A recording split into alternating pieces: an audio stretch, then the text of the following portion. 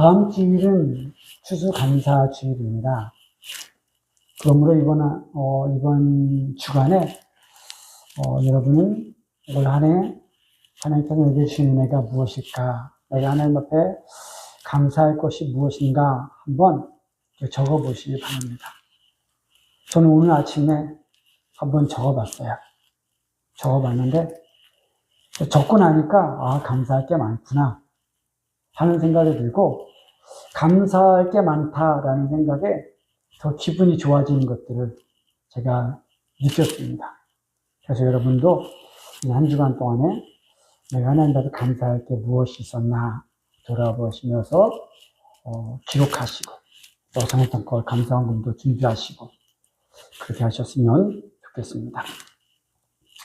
그런데 다음 주일이 추수감사주일이다 라는 말을 들었을 때 여러분 마음에 어떤 생각, 어떤 감정이 드셨습니까? 추석이나 설이나 하는 명절이 돌아오면 어떤 사람들은 기쁘지만 어떤 사람들은 벌써 부담을 팍 느끼고 싫어하는, 이런 명절들이 없었으면 좋겠다 라고 하는 소리도 종종 듣습니다. 추수감사절도 어떻게 보면 절기, 명절 중에 하나인데, 여러분 다음 주일이 추수감사절입니다 라는 말을 들었을 때 어떤 생각, 어떤 감정이 드셨느냐 라는 것입니다. 어떤 사람이 추수감사주일이 다가올 때 하나님 앞에 기뻐하며 감사하는 마음으로 추수감사절을 맞이할 수 있을까 하는 생각을 해봅니다. 저는 한마디로 말하면 기도하는 사람이다 라고 그렇게 대답하고 싶습니다. 시편 116편 1절에서 2절을 보니까 여호와께서 내 음성과 간구를 들으심으로 내가 그를 사랑하는도다 라고 했고, 그의 귀를 내게 기울이셨으므로 내가 평생에 기도하리로다 라고 했습니다. 히브리의 이 시편은 두 행이 이렇게 서로 같은 의미를 나타내는데, 앞행에서 했던 말을 뒤행에서 보충해주는 이런 형식의 시가 히브리 시의 특징입니다. 여호와께서 내 음성과 간구를 들으심으로 내가 그를 사랑하는도다. 여호와께서 내 음성과 간구를 들으시니까 내가 사랑한다 라고 했습니다. 그런데 두 번째에서는 그의 귀를 내게 기울이셨으므로 내가 평생에 기도하리로다 라고 했습니다. 똑같이 내 음성과 내 간구를 들으셨다, 그의 귀를 내게 기울이셨다, 똑같이 내가 기도할 때 들으셨다라는 말이잖아요. 그런데 그 뒤에 반응은, 결심이 뭐냐면 내가 그를 사랑한다 라고 하는 고백이고, 또 내가 평생에 기도하겠다 라고 하는 고백입니다. 즉 이 두 행을 비교해 보면 내 음성과 내 간구를 들으신다라고 말할 수 있는 사람, 그의 귀를 내게 기울이신다고 말할 수 있는 사람은 하나님을 사랑하는구나, 그리고 그 사람은 평생에 기도하는 사람이구나 라는 것을 알 수가 있습니다.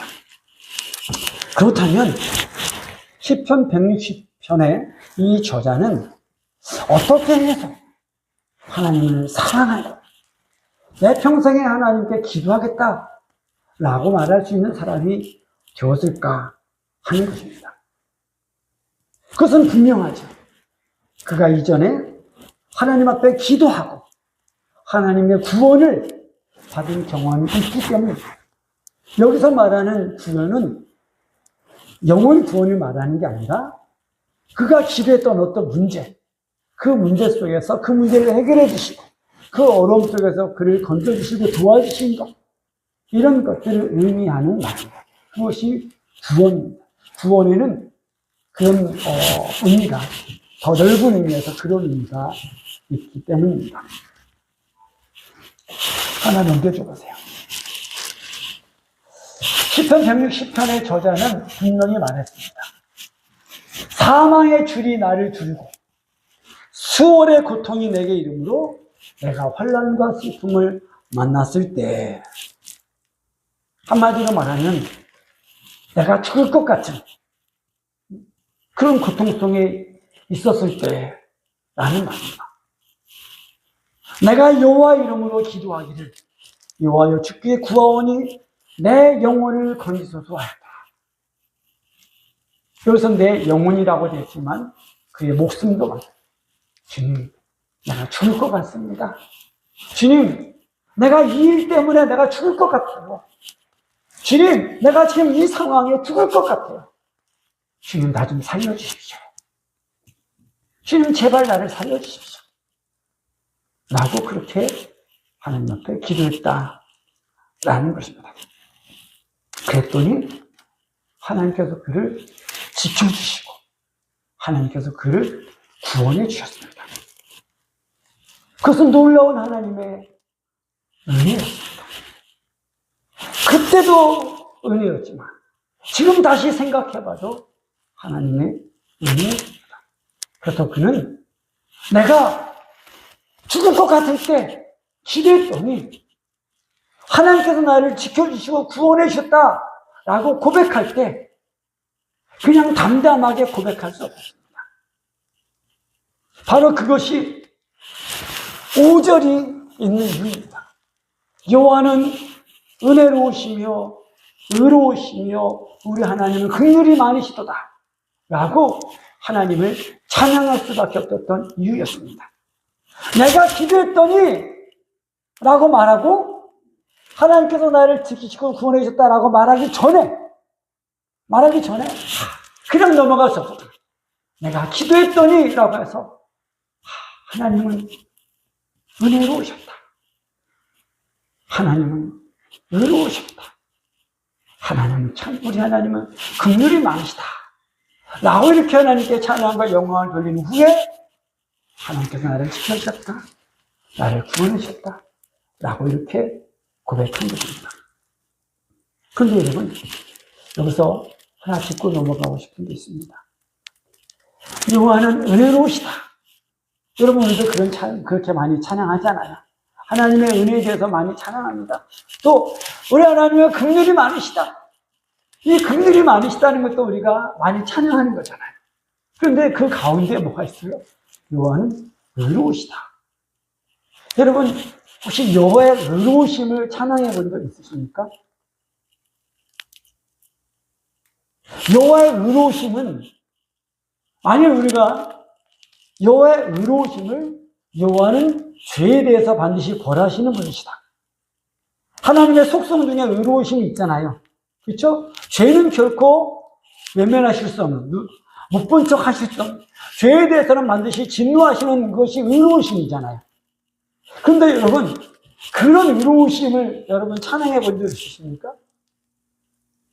그건 좀 찬양하기가 어렵습니다. 그건 찬양하기 쉬운 주제가 아니에요. 내가 죄를 졌더니 하나님께서 내게 갚으셨어. 내가 벌 주셨어. 하나님 내게 벌 주셔서 참 감사합니다. 이렇게 우리가 찬양하지 않잖아요. 그래서 이 의는 하나님의 속성으로서 죄에 대해서 진노하시고 벌하시는 그 하나님의 의로우심을 말하는 게 아니라 하나님이 하나님과 우리와의 관계에서 하나님이 올바르셨다. 하나님은 신실하셨다. 하나님은 하나님으로서 의무를 다하셨다라고 말하는 그 의로우십니다. 이런 거죠. 나는 하나님 앞에 신실하지 못했어요.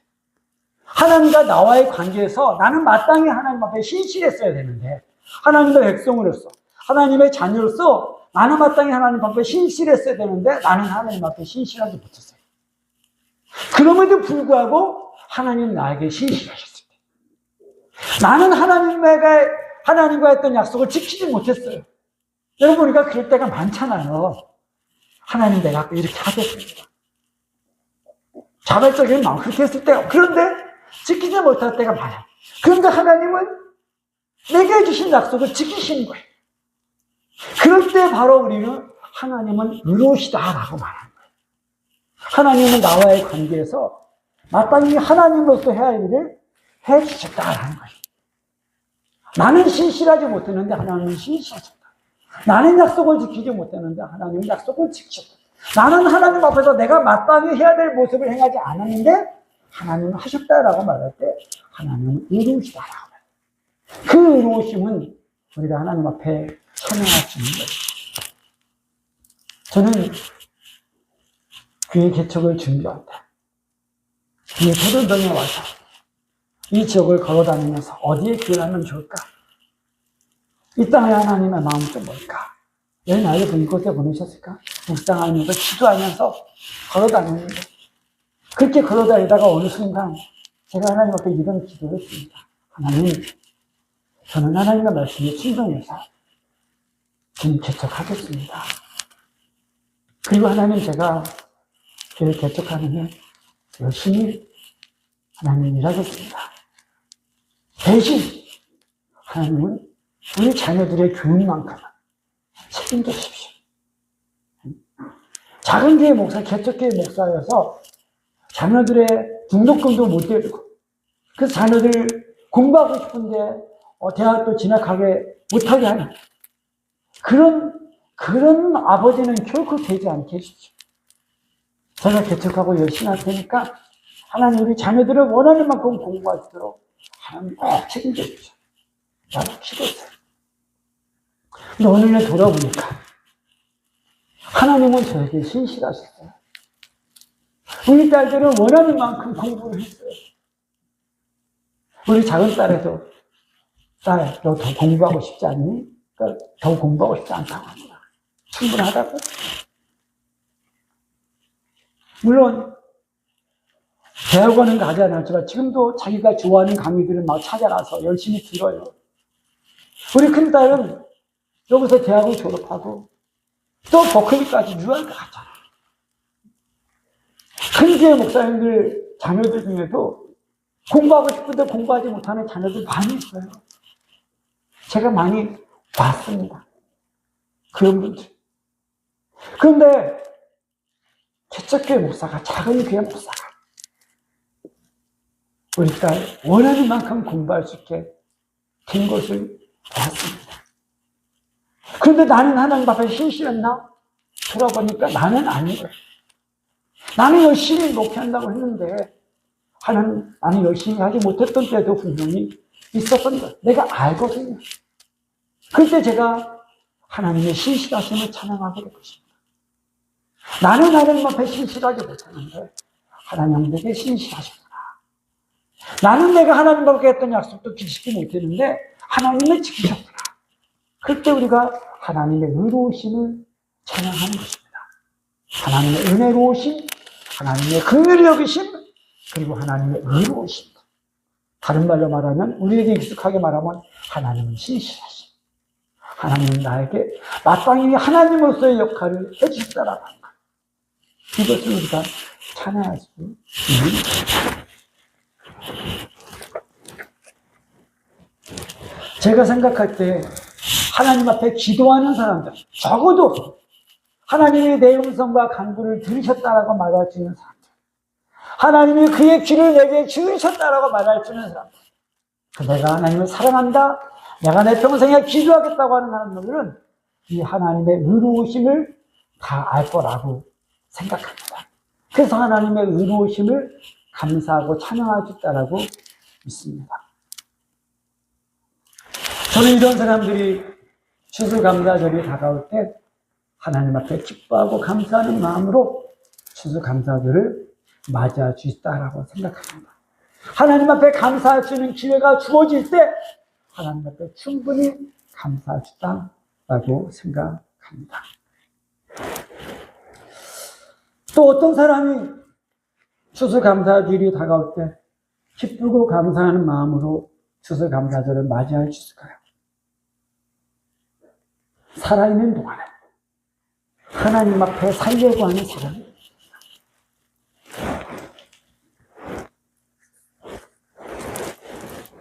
저자는 9절에서 이렇게 말했습니다. 내가 생명이 있는 땅에서 여호와 앞에 행하리로다. 생명이 있는 땅에서라는 말은 내가 살아있는 동안에 라는 말입니다. 내가 살아있는 동안에는 내가 하나님 앞에서 행하겠다. 내가 살아있는 동안에는 내가 하나님 앞에서 살겠다 라고 하는 말씀입니다. 그런데 그는 어떻게 살아있는 동안에 하나님 앞에서 살려고 하는 사람이 될 수 있었을까요? 그가 이전에 하나님을 믿었고 그 믿음으로 인해서 하나님의 은혜를 입었던 경험이 있었기 때문입니다. 그는 큰 고통을 당했을 때 하나님을 믿었습니다. 하나 넘겨봐 주세요. 10절에서 14절에 그가 말합니다. 내가 크게 고통을 당하였다고 말할 때에도 나는 믿었도다. 내가 놀라서 이르기를 모든 사람이 거짓말쟁이라 하였다. 내가 놀라서 큰 고통 중에 내가 놀라서 모든 사람이 거짓말쟁이라 하였다. 저도 이 말씀을 이게 무슨 말이지 갑자기? 왜 여기서 갑자기 모든 사람들이 거짓말쟁이라고 했다는 거지? 이게 무슨 의미야? 저도 쉽게 이해가 되지 않았어요. 이럴 때는 다른 번역들을 참고하는 것이 좋습니다. 새 번역에는 이렇게 되어 있더라고요. 내가 놀라서 이르기를 모든 사람이 거짓말쟁이라 하였도다를 믿을 사람 아무도 없다. 모든 사람이 거짓말쟁이라 하였다. 이 말을 새 번역에서는 믿을 사람 아무도 없다 라고 표현했습니다. 내가 큰 고통을 만났을 때, 그런데 그 고통 중에 믿을 사람 아무도 없었을 때, 아무도 나를 도와줄 수 없었을 때, 그때 그는 하나님을 믿었다. 그 속에서, 큰 고통 속에서 아무도 그를 도와줄 수 없을 때 그는 하나님을 믿었다라는 것입니다. 그랬더니 하나님께서 그 큰 고통 속에서 그를 건드셨던 그 경험이 그에게 있었던 것입니다. 그래서 그는 그 놀라운 은혜 앞에서 구원의 잔을 높이 들고, 구원의 잔을 높이 들다는 말이 뭐죠? 우리가 회사에서 보면 여러분들 어떤 성과가 있었을 때 기쁨을 회식하면서 이렇게 하잖아요. 그러는 거죠. 하나님의 구원의 은혜를 기억하면서 하나님께 감사와 영광을 돌려드리는 거죠. 하나님이 나를 이렇게 구원해 주셨다고, 이렇게 하나님에게 감사와 찬양과 영광을 돌리는 것입니다. 그리고 그는 그때 그의 소원을 하나님 앞에 갚으려고 했습니다. 사람이 위기를 만나면 서원을 잘하는 것 같아요. 저도 그래본 경험이 있고, 제 조카 도영이도 그 위기의 순간에 하나님께 이렇게 해주시면, 저 살려주시면 제가 어떻게 하겠습니다. 그렇게 했다 그러더라고요. 어떻게 사람들이 가르쳐주지 않아도 그런 걸 참 잘하는 것 같아요. 큰 고통, 큰 위기를 만나면 하나님 여기서 저를 도와주시면, 저를 건져주시면, 저를 살려주시면 제가 하나님 앞에 이렇게 하겠습니다. 그게 소원이잖아요.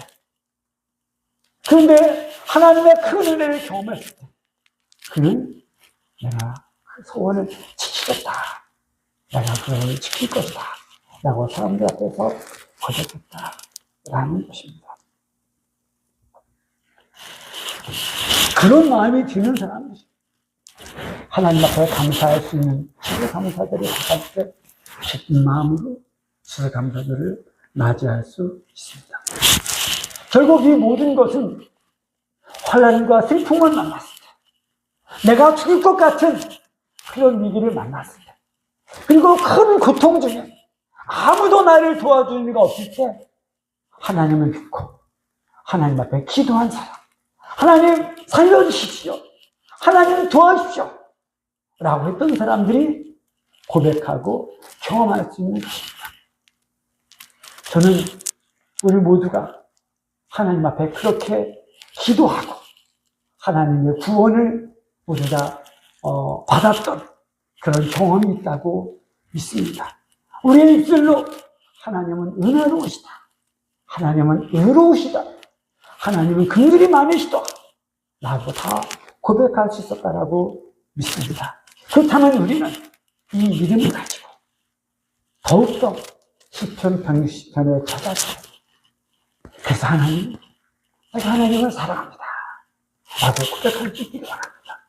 하나님이 내 음성과 내 간구를 들으셨기 때문에 내가 하나님을 사랑합니다 라고 고백할 수 있고, 하나님이 그 길을 내게 구우셨기 때문에 내가 평생에 기도하겠습니다 라고 고백할 수 있는 저와 여러분들이 되기를 원합니다. 그렇다면 바로 이런 우리의 마음과 이런 결단이 하나님이 기뻐 받으시는 최고의 감사 제물이 될 거라고 믿습니다. 기도하십시다.